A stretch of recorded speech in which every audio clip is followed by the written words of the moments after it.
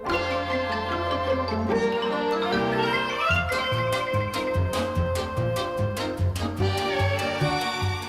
everybody, it's Chris Eads, known online as Wootini, here with another one of my Gay Gamer video podcasts. First, I want to talk about movies.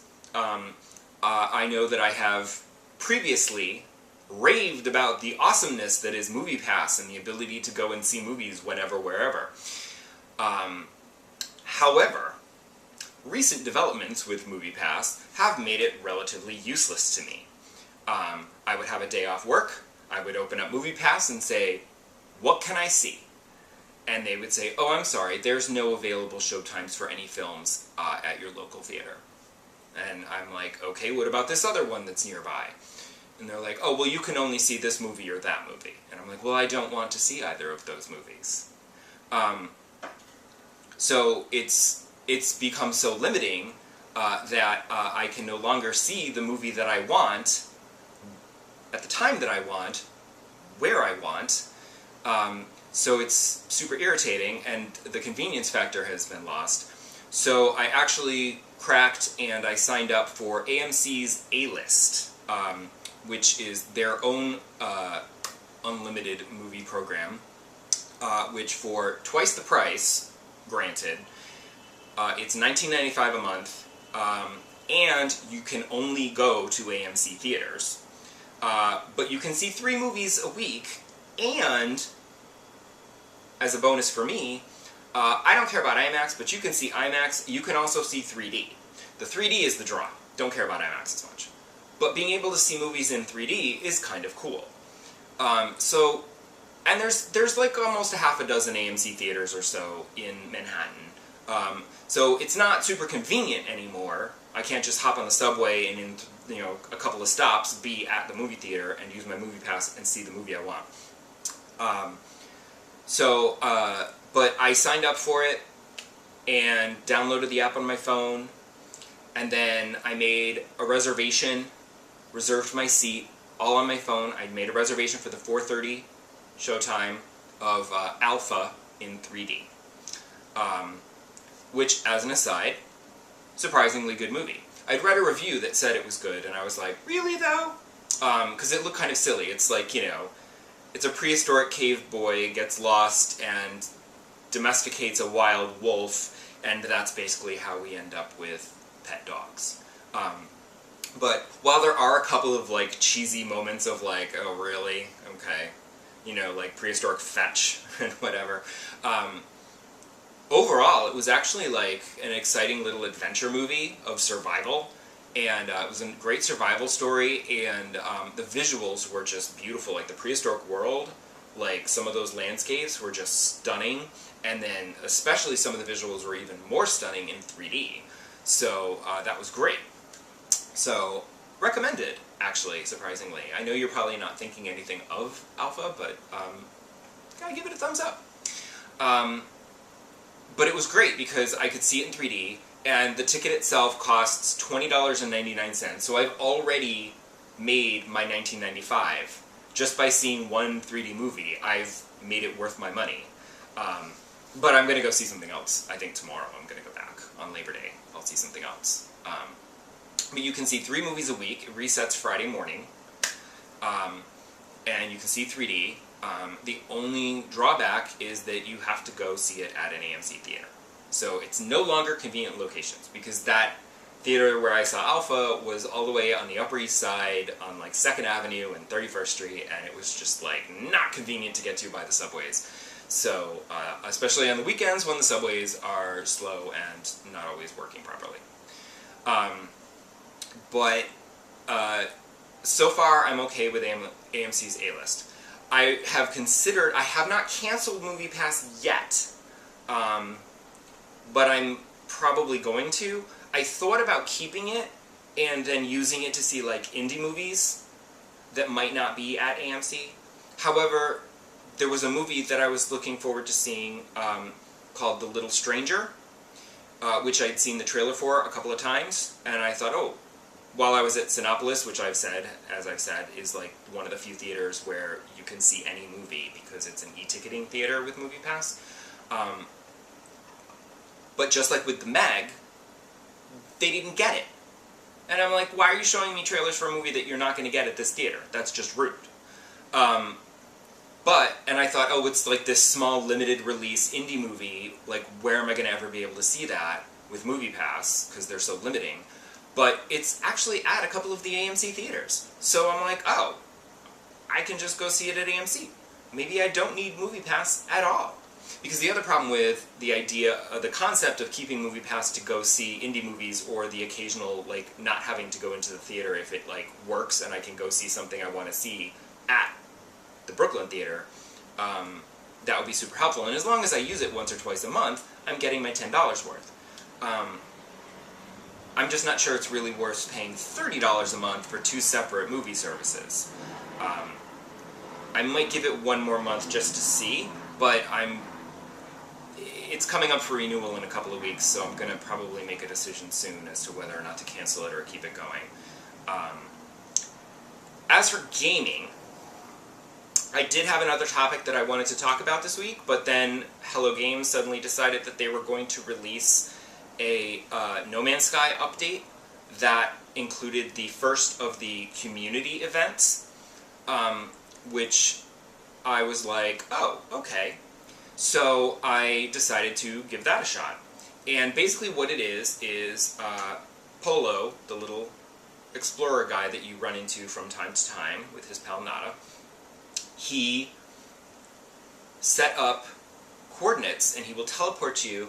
He'll give you coordinates to a portal so that you can use that portal to visit another system where you can dig up buried technology modules, which will be hex cores. And when you collect enough hex cores, you bring them to the station. You can teleport them to Polo. You don't actually have to go to the station. You can do it from in space, like it just emails them to him, I guess. I don't know.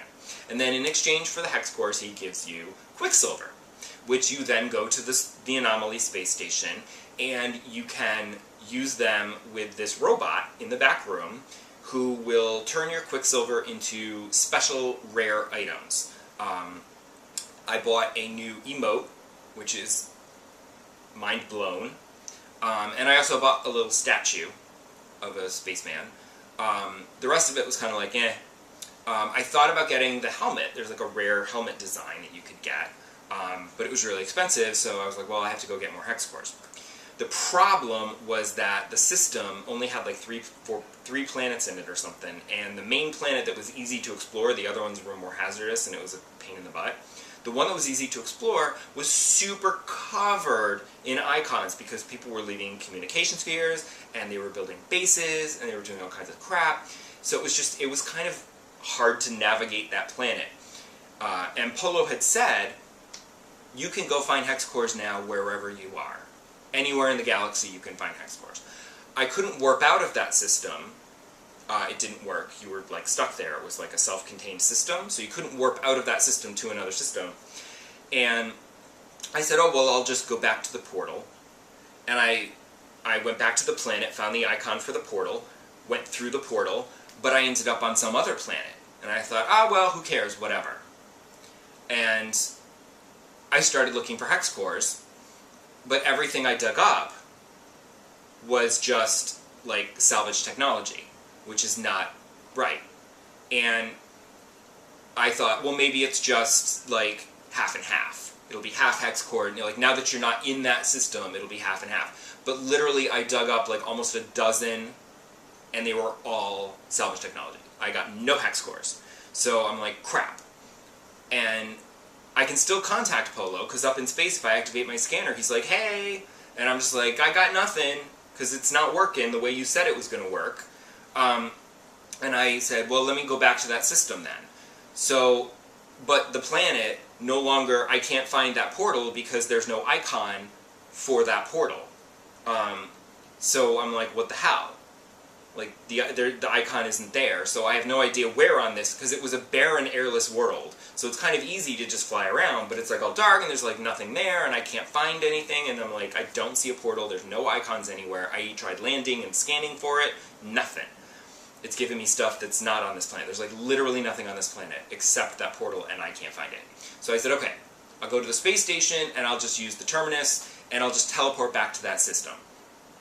That did not work either, because the terminus won't let me teleport anywhere because I don't have a base. And I'm like, excuse me, I do. In fact, I have 2 bases that keeps trying to tell me, but one of them like doesn't actually even exist anymore. So I can't teleport back to my base or the previous galaxy where I was. I think I'm in like another galaxy entirely, because it won't let me go back to where I was. And someone online suggested building a base in this system, and that would at least activate the teleporter, and then I could double back. So I tried that. However, when I went back to the teleporter, it will only let me teleport back to that base. There's literally nothing else I can teleport to. So it's super frustrating, and I'm kind of basically stranded. And I mean, it's not the end of the world.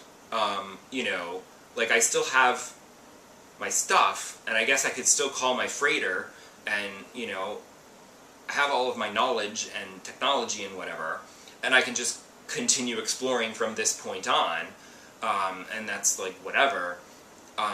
But it's just sort of super frustrating, and it makes me wonder how you're even supposed to leave that system after the community event, because the space station in the community event is abandoned.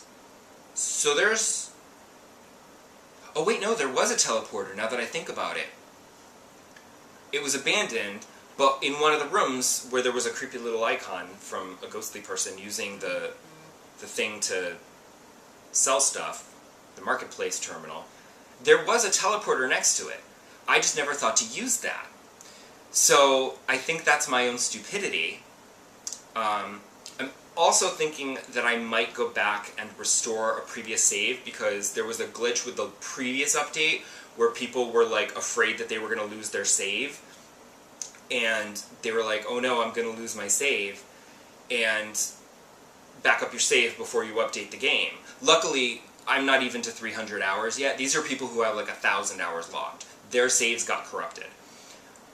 My save did not get corrupted, so I didn't think anything of it. But now I'm thinking like, I might actually try to use that save and restore my save from a USB stick. That way I can go back, do the hex core thing again, and then use the teleporter to get back, because I'm pretty sure that's how you're supposed to do it. I don't know.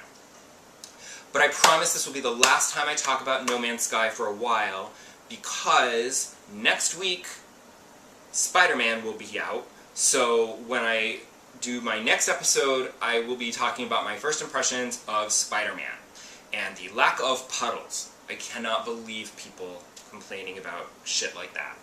Like, really? You're upset because the graphical downgrade, they've removed some puddles from the ground? Who cares? Like, if that helps the game run smoother, whatever. It's a puddle.